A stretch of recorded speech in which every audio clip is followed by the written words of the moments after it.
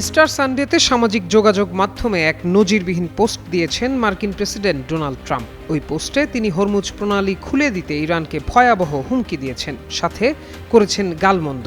পোস্টের শেষ লাইনে বলেছেন, সকল প্রশংসা আল্লাহর। মার্কিন প্রেসিডেন্ট মহান আল্লাহর নাম নিলেও তাতে খুশি নয় আমেরিকার মুসলিম সমাজ, বরং উল্টো তারা এর তীব্র প্রতিবাদ জানিয়েছেন।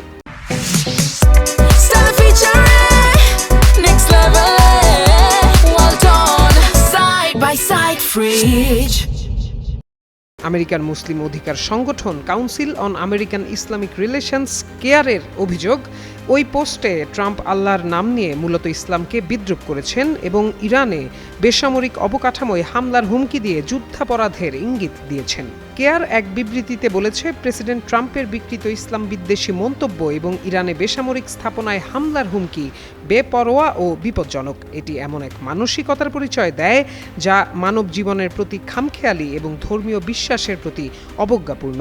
বিতর্কিত ওই পোস্টে ট্রাম্প সহিংস বার্তার শেষে প্রেইজ বি টু আল্লাহ বা সকল প্রশংসা আল্লাহর বাক্যটি ব্যবহার করেন। পশ্চিমা বিশ্বে অনেকেই এই বাক্যটিকে ইসলামী হিসেবে বিবেচনা করলেও বাস্তবে আল্লাহ শব্দটি আরবি ভাষায় ঈশ্বর বোঝাতে ব্যবহৃত হয়, যা কোনো একক ধর্মের নিজস্ব নয় বলে দাবি করেছে কেয়ার।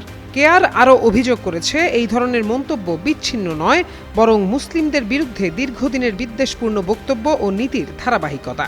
সংগঠনটির মতে, সহিংস হুমকির প্রেক্ষাপটে ধর্মীয় ভাষাকে অস্ত্র হিসেবে ব্যবহার করা উদ্বেগজনক প্রবণতা, যেখানে একই সঙ্গে ইসলাম ও মুসলমানদের অবমাননা করা হচ্ছে। ট্রাম্পের এই পোস্ট ঘিরে সামাজিক যোগাযোগ মাধ্যমে সমালোচনার ঝড় উঠেছে। বিশ্লেষকরা বলছেন, আন্তর্জাতিক রাজনীতি ও ধর্মীয় সংবেদনশীলতার মতো স্পর্শকাতর বিষয়ে এ ধরনের মন্তব্য নতুন করে উত্তেজনা তৈরি করতে পারে।